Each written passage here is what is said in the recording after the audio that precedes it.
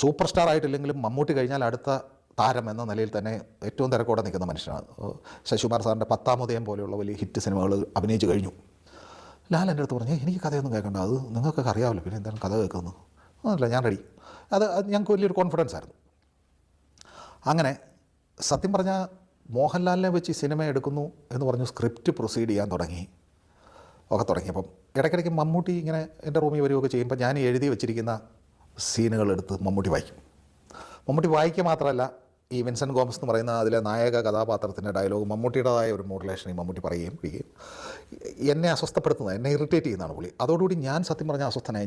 ഞാൻ പിന്നെയും തമ്പിയോട് പറഞ്ഞു, തമ്പി നമുക്ക് റീതിങ്ക് ചെയ്താലോ, കാരണം ഇനി അവൻ ഫ്രീ ആയിട്ട് അഭിനയിക്കാന്ന് പറഞ്ഞാൽ അവനെ എൻ്റെ പടത്തിന് വേണ്ട എന്ന് പറഞ്ഞ് അങ്ങനെ തമ്പി വളരെ അഡമൻ്റായിട്ട് തമ്പിയുടെ കാറ് വരെ വിറ്റ് ആ സിനിമ ചെയ്യുന്നത്. എനിക്കറിയാം, തമ്പിക്ക് ഒരു ഫിയറ്റ് കാറുണ്ടായിരുന്നു, അത് വിറ്റു.